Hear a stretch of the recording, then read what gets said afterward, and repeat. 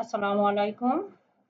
Welcome to the National University online class. During this pandemic, I feel proud to be the part of this National University online video class lecture as a resource person. Please maintain the health rules. I am Mohammad Sabina Yasmin, lecturer, Rajshahi Government Women's College, Rajshahi. Subject Islamic History and Culture. BA Honours 4th year, course code 241605. Development of Muslim Art and Painting, Lecture Nong 4. Title of the lecture, Characteristics about Mesopotamian and Ilkhanid Painting. সম্মানিত viewers, আমাদের আজকের আলোচ্য বিষয় মেসোপটেমীয় চিত্রকলার সাধারণ বৈশিষ্ট্য, ইলখানি চিত্রকলার সাধারণ বৈশিষ্ট্য। প্রথমে আমরা মেসোপটেমীয় চিত্রকলা কি সেটা আগে জেনে নিই। আব্বাসীয় খিলাফতের সময় চিত্রকলার যে বিকাশ সাধিত হয়েছিল সেটাই মূলত মেসোপটেমীয় চিত্রকলা, যা দ্বাদশ শতাব্দী থেকে ত্রয়োদশ শতাব্দীর প্রথমার্ধ পর্যন্ত মেসোপটেমীয় চিত্রকলার বিকাশ ঘটেছিল।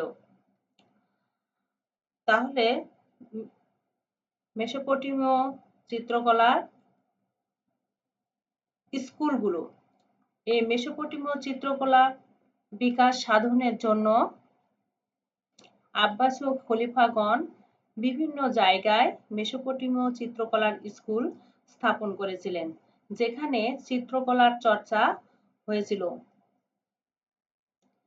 সেখানে বাইজেন্টাইন চিত্রশিল্পী এবং অন্যান্য জায়গা থেকে আগত চিত্রশিল্পীগণ এখানে শিল্প চর্চায় অংশগ্রহণ করেছিলেন এবং মুসলিম চিত্রকরগণ সেখান থেকে অনুপ্রাণিত হয়েছিলেন। তাহলে জেনে নিই মেসোপটেমীয় চিত্রকলার স্কুলগুলো কোনগুলো ছিল। বাগদাদ, মসুল, বসরা, কুফা, দিয়ারবকর, আলেপ্পো উল্লেখযোগ্য। এর মধ্যে সবচেয়ে বেশি বাগদাদে চিত্রকর্মগুলো চিত্রিত হয়েছিল। সেখানে গ্রিক গ্রন্থগুলো আরবি ভাষায় অনুবাদিত হয় এবং অনুবাদকৃত পাণ্ডুলিপির চিত্রায়ন করা হয়। এখানে পাণ্ডুলিপি বলতে কি বোঝায়? হস্তলিখিত পুস্তকই হচ্ছে পাণ্ডুলিপি। গ্রিক ভাষায় রচিত পাণ্ডুলিপি আরবিতে অনুবাদ করা হয় এবং সেই পাণ্ডুলিপির বিষয়বস্তু জানা এবং বোঝার সহজার্থে মূলত চিত্রকরগণ চিত্রের সাহায্যে বিষয়বস্তু তুলে ধরেন, ফলে বিষয়বস্তু বুঝতে অনেকটা সহজ হয়েছিল। বাগদাদ চিত্রশালায় যে সমস্ত পাণ্ডুলিপি চিত্রায়িত হয়েছিল সেগুলোর মধ্যে ডায়োস্কোরাইটসের লেখা মেটেরিয়া মেডিকা, গ্যালেনের অ্যান্টিডটস, আবুল ফারাজের কিতাব আল আঘানি, কিতাব ইস-সামাকের আইবর, আল বেরুনির আশার উল পাকিয়া, কালিলা ও দিমনা এবং হারিরির মাকামাত। এই গ্রন্থগুলোর মধ্যে ম্যাটেরিয়া মেডিকা যেটা অনুবাদ করা হয় মোটামুটি এবং ডায়োস্কোরাইটসের ম্যাটেরিয়া মেডিকা সেটা অনুবাদ করা হয় 1224 খ্রিস্টাব্দে ইস্তাম্বুলে এবং যেটা চিত্রায়ন করা হয় সেটা এখন বর্তমানে আয়া সোফিয়া গ্রন্থাগারে রয়েছে। আর গ্যালেনের যেটা অ্যান্টিডটস সে ত্রয়োদশ শতাব্দীতে অনুবাদ করা হয় এবং সেটা ভিয়েনার একটি জাতীয় গ্রন্থাগারে রক্ষিত আছে। এছাড়াও অন্যান্য যে কালিলা, দিমনা, হারিরির মাকামাত এই ধরনের গ্রন্থগুলি আল আগানির যে চিত্রায়ণ কপি চিত্রিত হয়েছিল সেগুলো সেন্ট ভাস্ট বিবলিওথেক ন্যাশনাল মিউজিয়ামে অবস্থিত। সেখান থেকে আমরা মোটামুটি মেসোপটেমীয় চিত্রকলা সম্পর্কে একটা ধারণা লাভ করতে পারি। এবার আমরা আসি মেসোপটেমীয় চিত্রকলার সাধারণ বৈশিষ্ট্যগুলো কি ছিল সেগুলো নিয়ে আলোচনা করব। মেসোপটেমীয় চিত্রকলা অনেক বৈশিষ্ট্য বিদ্যমান রয়েছে। মেসোপটেমীয় চিত্রকলার বৈশিষ্ট্যগুলোকে বোঝার সুবিধার্থে আমরা দুই ভাগে ভাগ করতে পারি। প্রথমত হচ্ছে বাইজান্টাইন বৈশিষ্ট্য, দ্বিতীয় হচ্ছে সেলজুক বৈশিষ্ট্য। বাইজান্টাইন বৈশিষ্ট্যগুলো প্রথমে আমরা আলোচনা করব। মেসোপটেমীয় চিত্রকলায় বাইজান্টাইন বৈশিষ্ট্যসমূহ যেগুলো পাশের বাইজান্টাইন একটি চিত্রকর্ম রয়েছে সেগুলোর সাথে আমরা একটু মিলিয়ে দেখতে পারি। প্রথমত হচ্ছে হ্যালোর ব্যবহার। হ্যালোটা কি?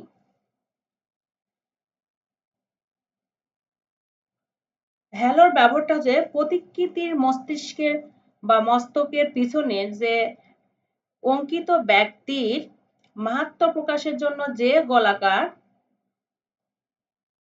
মেডালিয়ন ব্যবহার করা হয় সেটাই মূলত হ্যালো। বাইজান্টাইন রীতিতে মেসোপটেমীয় চিত্রশালায় এই হ্যালোর প্রয়োগ দেখা যায়। কৌণিক শস্ত্র বিশিষ্ট মুখাবয়ব। বাইজান্টাইন প্রভাবের কারণে ডায়োস্কোরাইটসের ম্যাটেরিয়া মেডিকা যে পাণ্ডুলিপি চিত্রায়ণ করা হয়েছিল সেখানে কৌণিক শস্ত্র বিশিষ্ট মুখাবয়ব দেখা যায়, যেটা পাশের ছবিতেও রয়েছে। ভাঁজ করা পোশাক। ভাঁজ করা পোশাক মেসোপটেমীয় চিত্রকলার আরেকটি বাইজান্টাইন বৈশিষ্ট্য, যা মাকামা হারিরিতে চিত্রাবলী যে রয়েছে সেখানে এই ভাঁজ করা পোশাকের প্রয়োগ বা প্রতিকৃতি দেখা যায়। এরপর আসি প্রতীকধর্মী বৃক্ষ। মেসোপটেমীয় চিত্রকলার বাইজান্টাইন বিভিন্ন বৈশিষ্ট্যের মধ্যে এটিও আরেকটি বৈশিষ্ট্য, সেটা হচ্ছে প্রতীকধর্মী বৃক্ষ। প্রকাশধর্মী বৃক্ষ না হয়ে প্রতীকধর্মী এখানে ব্যবহার করা হয়েছে। গ্যালেনের যে পাণ্ডুলিপি রয়েছে সকল চিত্রেই প্রতীকধর্মী বৃক্ষ ব্যবহার করা হয়েছে। এরপর আসি নকশা সম্বলিত অর্ধ গোলাকার খিলান। বাইজান্টাইন প্রভাবে মেসোপটেমীয় চিত্রাবলীতে নকশা সম্বলিত অর্ধ গোলাকার খিলান ব্যবহার করা হয়, যেটা আমরা পরের ছবিতে অবশ্যই দেখব। এবার আসি ভারী গোছের প্রতিকৃতি। মেসোপটেমীয় চিত্রকলার যে পাণ্ডুলিপির যে বৈশিষ্ট্য সেই বৈশিষ্ট্যের মধ্যে একটা বৈশিষ্ট্য হচ্ছে ভারী গোছের প্রতিকৃতি। গ্যালেনের মসুল যে স্কুলে চিত্রিত বুক অফ অ্যান্টিডটস এই পাণ্ডুলিপিতে যে চিত্রাবলী রয়েছে সেগুলোতে ভারী গোছের প্রতিকৃতি দেখা যায়। আড়ষ্ট ও জড়তা বিশিষ্ট ভাবভঙ্গি। এখানে মেসোপটেমীয় চিত্রকলায় বাইজান্টাইন প্রভাবে আড়ষ্ট ও জড়তা বিশিষ্ট ভাবভঙ্গি দেখা যায়। এখানে চলমান কোনো প্রতিকৃতি বা প্রাণবন্ত না হয়ে এই আড়ষ্ট ও জড়তা বিশিষ্ট ভাবভঙ্গিমা দেখা যায়। কালিলায় ও দিমনায় যে চিত্রাবলী রয়েছে সেখানে এই বৈশিষ্ট্য পরিলক্ষিত হয়। এরপর আসি সেলাইবিহীন পোশাক। আমরা আগের ছবিতে দেখলাম সেলাইবিহীন পোশাক, এটাও বাইজান্টাইন বৈশিষ্ট্য থেকে আমরা মেসোপটেমীয় চিত্রকলায় লক্ষ্য করি। নকশাবিহীন এক রঙের পোশাক। বাইজেন্টাইন বৈশিষ্ট্যের মধ্যে এটিও একটি বৈশিষ্ট্য, সেখানে নকশাবিহীন এক রঙের পোশাক পরিহিত অবস্থায় প্রতিকৃতিগুলো দেখা যায়, যেটা মেসোপটেমীয় চিত্রাবলীতে রয়েছে। সন্ন্যাসী ধরনের প্রতিকৃতি। বাইজেন্টাইন প্রভাবে মেসোপটেমীয় বিভিন্ন পাণ্ডুলিপিতে সন্ন্যাসী ধরনের প্রতিকৃতি লক্ষ্য করা যায়। কালিলায় ও দিমনায় বিভিন্ন চিত্রাবলীতে আরষ্ট খ্রিস্টান সন্ন্যাসী প্রতিকৃতি দেখা যায়। এখানে কুশায়ের আমরা প্রাসাদের একটি দেয়ালচিত্র, যেখানে বাইজেন্টাইন সমস্ত বৈশিষ্ট্য রয়েছে। শিলাইবিহীন পোশাক, অর্ধগোলাকার নকশাবিহীন অর্ধগোলাকার খিলান, সেলাইবিহীন পোশাক, জড়তা এবং আড়ষ্ট ভাবভঙ্গিমা, এ সমস্ত বৈশিষ্ট্য কুশায়ের আমরা অর্থাৎ উমাইয়া খিলাফতের সময় চিত্রিত এই চিত্রে দেখা যায়। ঠিক একই বৈশিষ্ট্য আব্বাসীয় খিলাফতেও কালিলা ও দিমনাতেও দেখা যায়।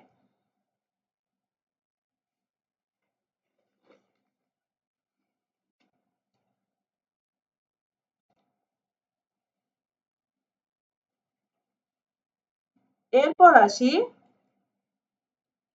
মেসোপটেমীয় চিত্রকলায় সেলজুক বৈশিষ্ট্য। বাইজেন্টাইন প্রভাবে মেসোপটেমীয় চিত্রকলা যেমন সমৃদ্ধ হয়েছে, তেমনি মেসোপটেমীয় চিত্রকলায় সেলজুক বৈশিষ্ট্য পরিলক্ষিত হয়।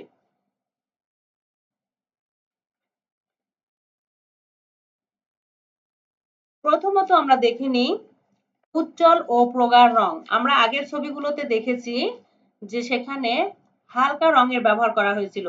সেলজুক প্রভাবের কারণে দেখা যাচ্ছে যে মেসোপটেমীয় চিত্রকলার হালকা রঙের চিত্রাবলী অঙ্কিত হয়েছে এবং উজ্জ্বল এবং প্রগাঢ় রং ব্যবহার করা হয়েছে এবং বিষয়বস্তুকে শৈল্পিক চাতুর্যের সাথে ফুটিয়ে তোলা হয়েছে।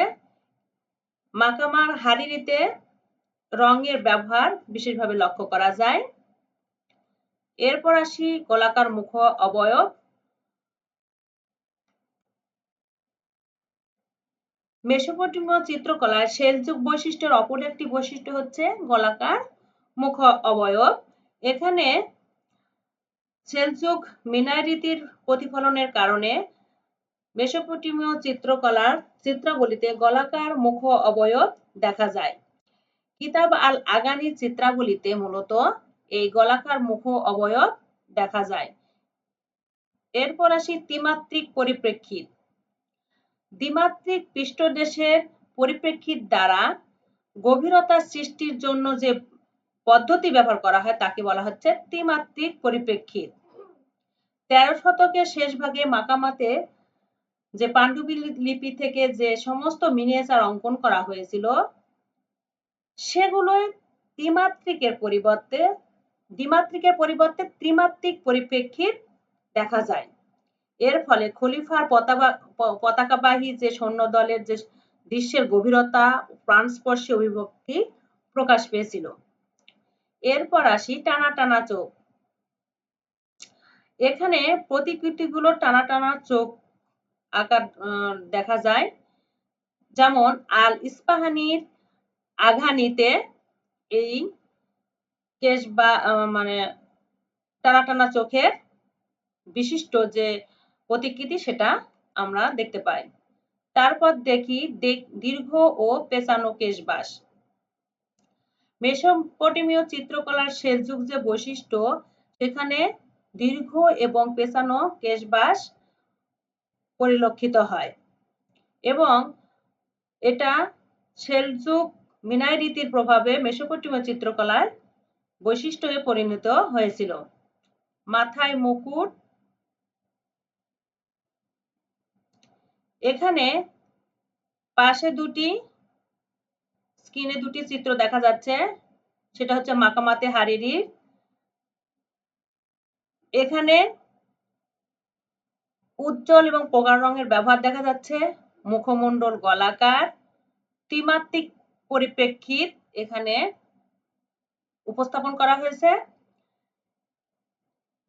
এবং টানা টানা চোখ এবং দীর্ঘ কেশবাসও এখানে দেখানো হয়েছে। এরপর আসি মাথায় মুকুট ও টায়রা। মেসোপটেমীয় চিত্রাবলীর প্রতিকৃতির যে আরেকটি বিশেষ বৈশিষ্ট্য সেটা হচ্ছে মাথায় মুকুট এবং টায়রা লক্ষ্য করা যায়। সারিবদ্ধভাবে প্রতিকৃতির অবস্থান। মেসোপটেমীয় চিত্রাবলীতে বিভিন্ন দৃশ্যে যেসব প্রতিকৃতি অঙ্কন করা হয়েছে সেগুলো বিচ্ছিন্ন না হয়ে সারিবদ্ধভাবে অঙ্কিত হয়েছে। আলংকারিক রীতি। মেসোপটেমীয় চিত্রাবলীতে আলংকারিক রীতি বিদ্যমান, যেমন পটভূমিতে উড়ন্ত পাখির পশ্চাতে হ্যালোর ব্যবহার দেখা যায়। বাস্তবধর্মী অভিব্যক্তি। ছবিগুলোতে আড়ষ্ট বা প্রতীকধর্মী না হয়ে এখানে সেলজুক রীতিতে বাস্তবধর্মী অভিব্যক্তি ফুটিয়ে তোলা হয়েছে। রেখাঙ্কনের দৃঢ়তা। সেলজুক প্রভাবের কারণে মেসোপটেমীয় চিত্রাবলীতে রেখাঙ্কের দৃঢ়তা লক্ষ্য করা যায়। এখানে স্ক্রিনে একটি চিত্র দেখা যাচ্ছে যেটা মাকামার হারিরিতে চিত্রিত। সেখানে দেখা যাচ্ছে যে মাথায় মুকুট এবং টায়রা, সারিবদ্ধ প্রতিকৃতির অবস্থান, আলংকারিক রীতি রয়েছে এবং সাইরেন সহ দেখা যাচ্ছে যে সাইরেন একটা বাস্তবধর্মী অভিব্যক্তি প্রকাশ পাচ্ছে। রেখাঙ্কর মাধ্যমে পিছনের যে পতাকাগুলো এগুলো রেখাঙ্কনের মাধ্যমে সেটা চিত্রিত হয়েছে, যেখানে দৃঢ়তা প্রকাশ পাচ্ছে।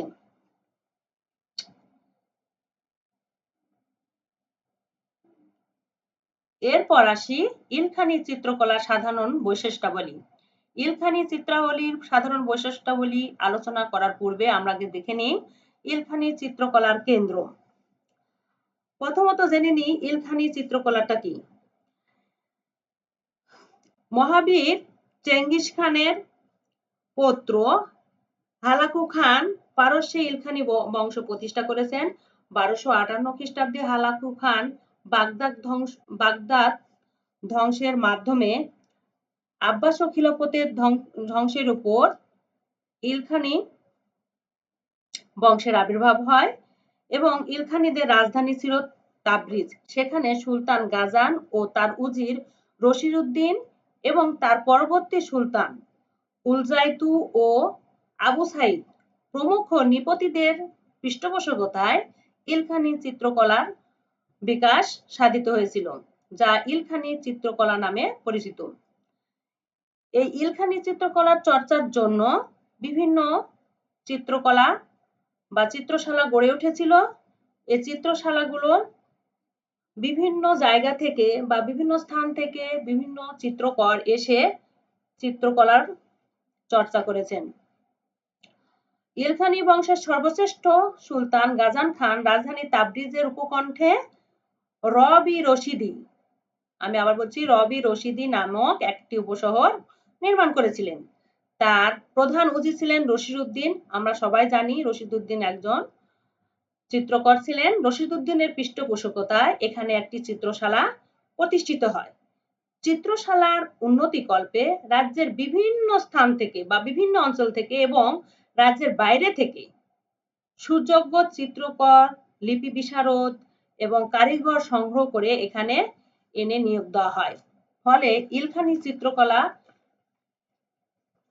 ইতিহাসে একটি বিশেষ স্থান দখল করে রয়েছে। এরপর আমরা আসি চিত্রায়িত পাণ্ডুলিপি।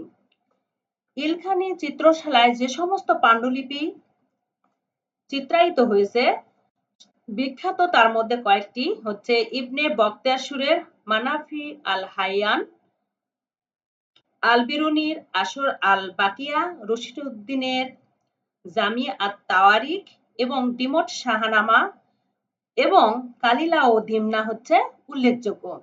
এই চিত্রায়িত পাণ্ডুলিপিগুলো ইলখানি চিত্রকলা চিত্রিত হয়েছিল এবং বিখ্যাত।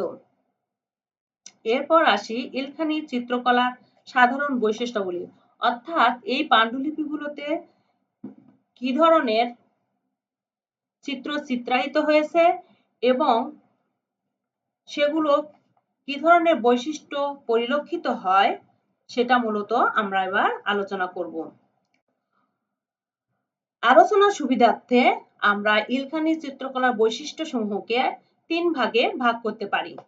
প্রথমত হচ্ছে মেসোপটেমীয় বৈশিষ্ট্যসমূহ, দ্বিতীয়ত চীনা বৈশিষ্ট্যসমূহ, তৃতীয়ত হচ্ছে সাসানীয় বা পারস্য সেলজুক বৈশিষ্ট্যসমূহ।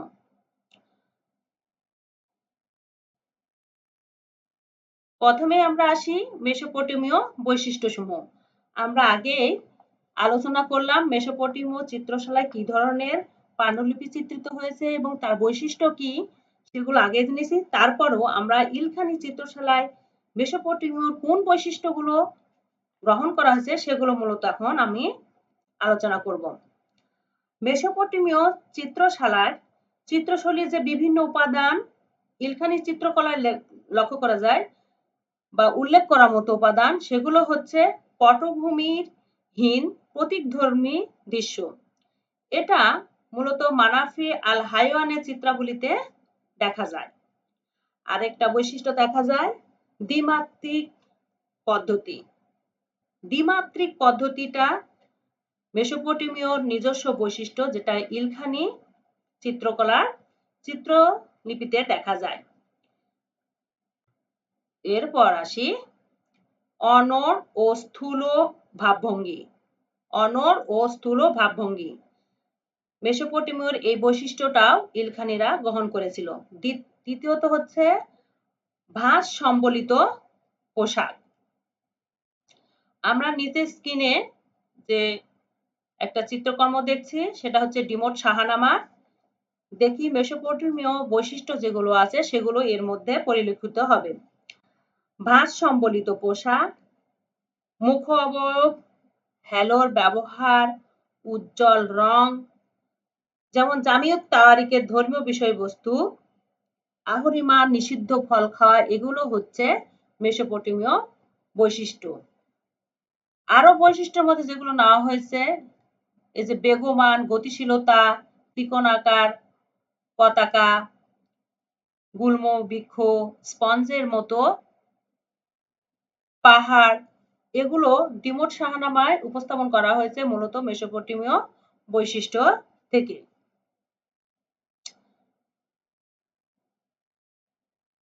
এরপর আমরা আসি চীনা বৈশিষ্ট্যসমূহ।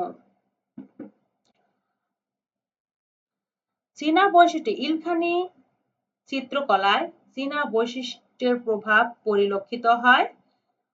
এরপর এর পেছনে বেশ কয়েকটি কারণ ছিল বলে বিশারদগণ মনে করেন, কলা বিশারদগণ মনে করেন।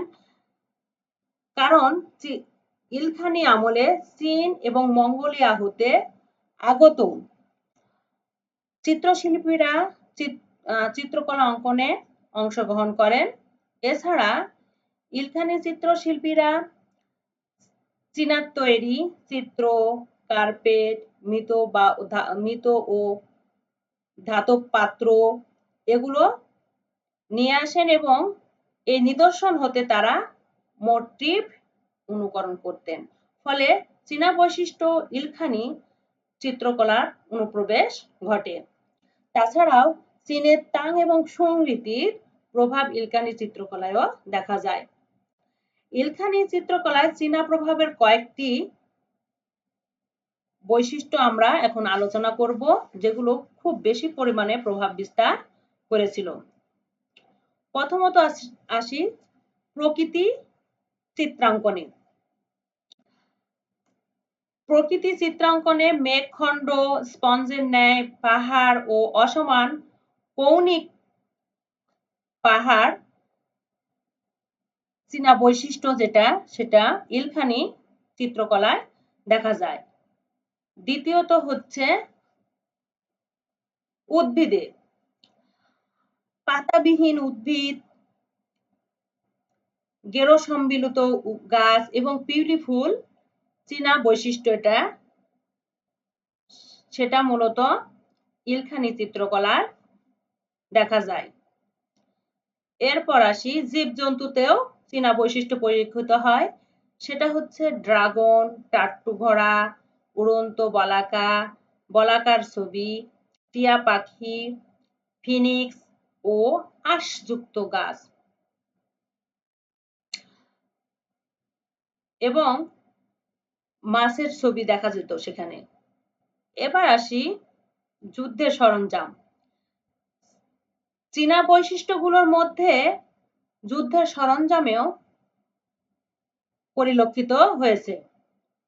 সেটা কিরকম?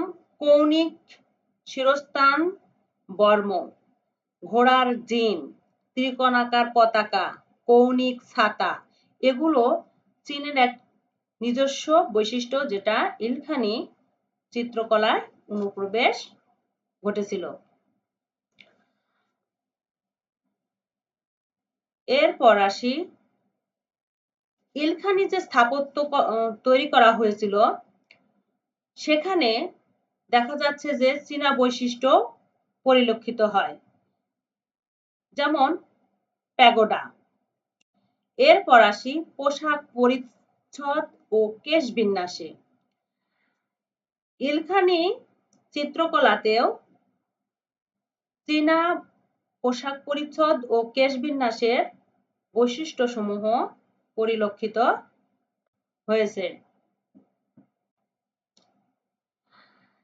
সেখানে দেখা যাচ্ছে যে তারা পোশাক পরিচ্ছদে আলুলায়িত কেশ, আজানুলম্বিত পোশাক, বিরন ব্রকেটের পোশাক এবং পাদুকা, পাদুকা মানে জুতার ব্যবহার দেখা যায়।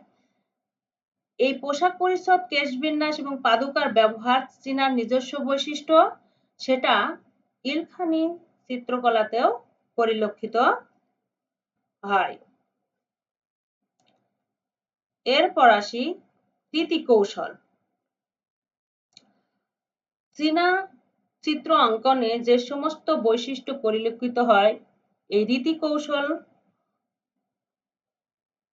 ইলখানি চিত্রকলাতেও অনুসরণ করা হয়। যেমন সামনে পেছনে ছোট করার রীতি, শেডিং, কালির আঁচড়, দ্রুত ও সূক্ষ্ম ব্রাশের প্রলেপ। এই রীতি কৌশলগুলো মূলত চীনা চিত্রকরগণ ব্যবহার করতেন। এই চীনা চিত্রকরদের ব্যবহৃত কৌশলগুলো ইলখানি চিত্রকলাতেও মূলত দেখা যায়। এরপর আসি মুখভঙ্গিতে। মুখভঙ্গিতে শত্রু এবং গোপ সম্বলিত প্রতিকৃতি ও মহিলাদের ক্ষুদ্র চোখ, এ দুটা চীনা বৈশিষ্ট্য, যেটা ইলখানি বৈশিষ্ট্যের মধ্যে পরিলক্ষিত হয়েছে। এরপর আসি রঙের ব্যবহার। চীনা চিত্রকর্মে সাধারণত মোলায়েম ও স্বল্প রঙের ব্যবহার দেখা যায়। এই বৈশিষ্ট্যটাও ইলখানি চিত্রকরগণ অনুসরণ করেন এবং স্বল্প রং ব্যবহার করেন। পাশে আমরা দুটি চিত্রকর্ম দেখছি।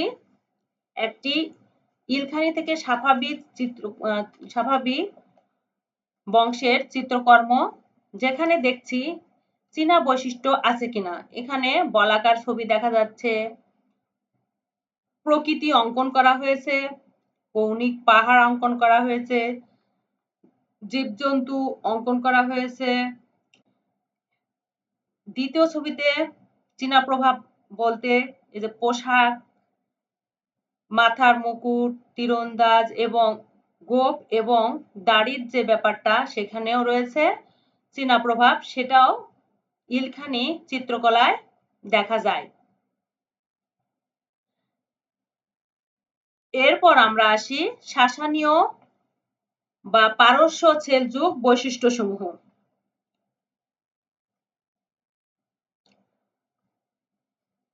সাসানীয়, প্রথমে জানি সাসানীয় বা পারস্য সেলজুক বৈশিষ্ট্য ইলখানি চিত্রকলার দেখা যায় যে সমস্ত উপকরণ, উপাদান, রীতিকৌশল সাসানীয় চিত্রকলার থেকে গ্রহণ করা হয়েছে তাদের মধ্যে বিশেষভাবে উল্লেখযোগ্য হচ্ছে বিষয়বস্তু।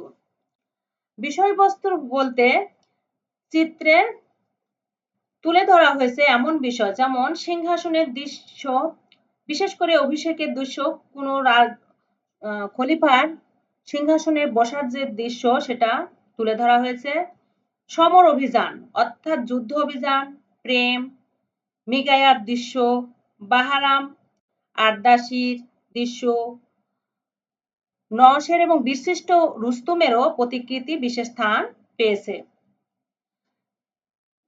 মূলত সাসানীয় বা পারস্য সেলযুগের এই বৈশিষ্ট্যসমূহ ইলখানি চিত্রকলায় বিশেষভাবে পরিলক্ষিত হয়। এরপর আসি পশু পাখি।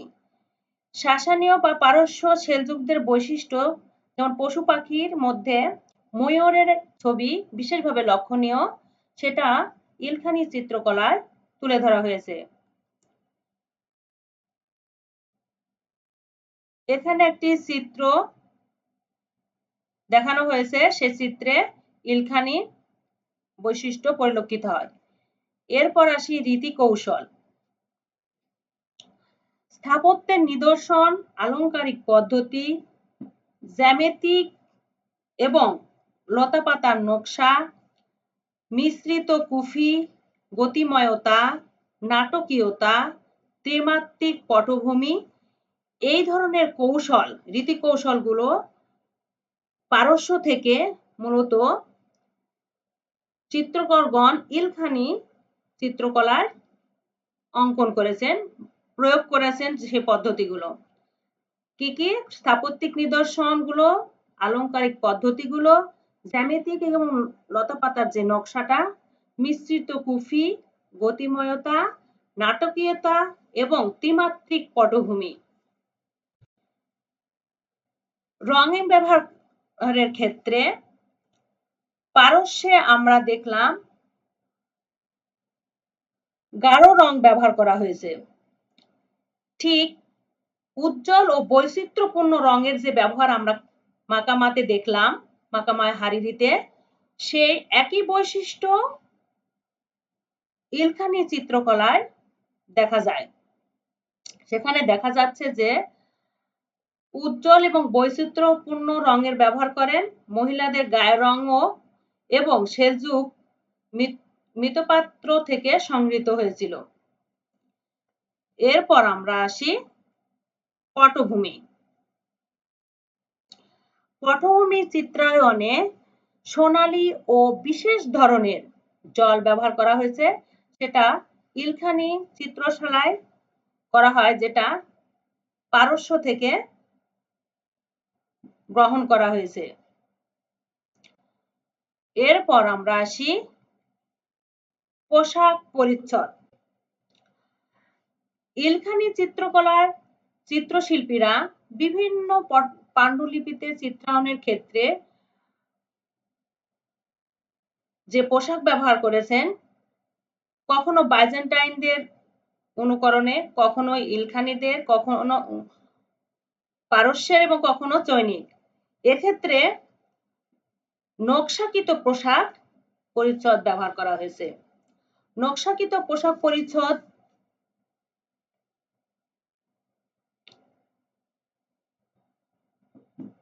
ইলখানি বৈশিষ্ট্যের মধ্যে উল্লেখযোগ্য, যেটা পারসিক বা সেলযুগ বা সাসানীয় বৈশিষ্ট্য গ্রহণ করা হয়েছে। এরপর আসি মুখমণ্ডল। ইলখানি বৈশিষ্ট্যের মধ্যে একটি রয়েছে গলাকার মুখ, দীর্ঘ কন্ডলা, মুকুট ও টানা টানা চোখ। এগুলো মূলত ইলখানি চিত্রকলায় পারসিক চিত্রকলার বৈশিষ্ট্য গ্রহণ করা হয়েছে। এখানে স্ক্রিনে একটি চিত্র দেওয়া হয়েছে যেখানে বলা হচ্ছে শাহনামার চিত্রকর্ম।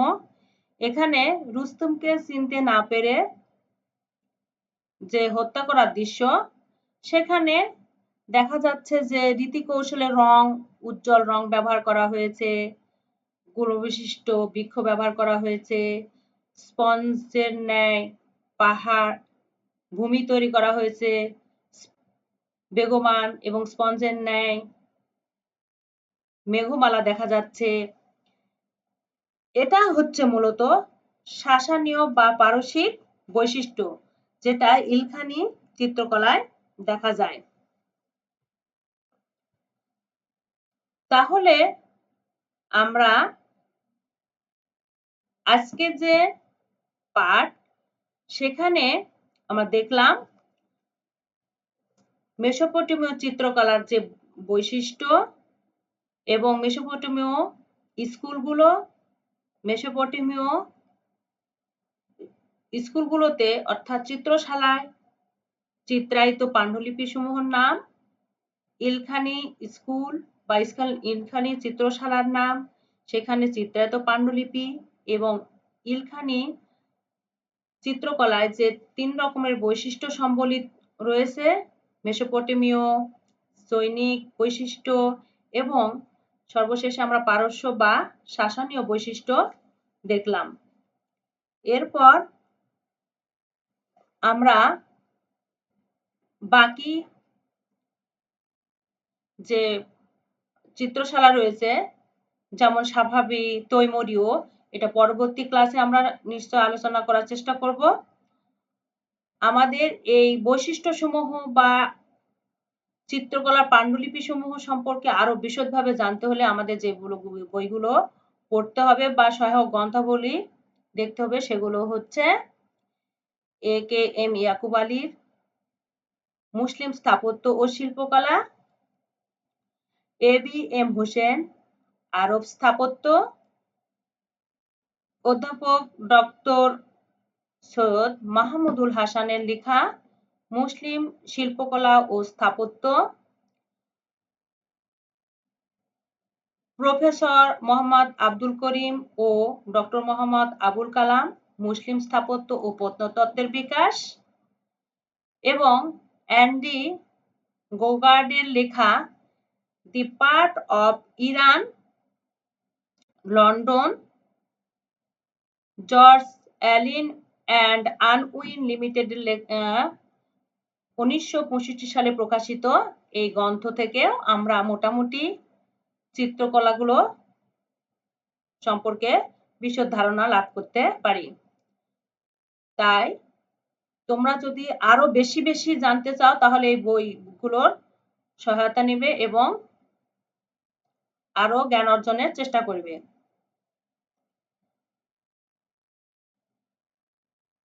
ধন্যবাদ সবাইকে ধৈর্য ধরে এই ভিডিওটি দেখার জন্য।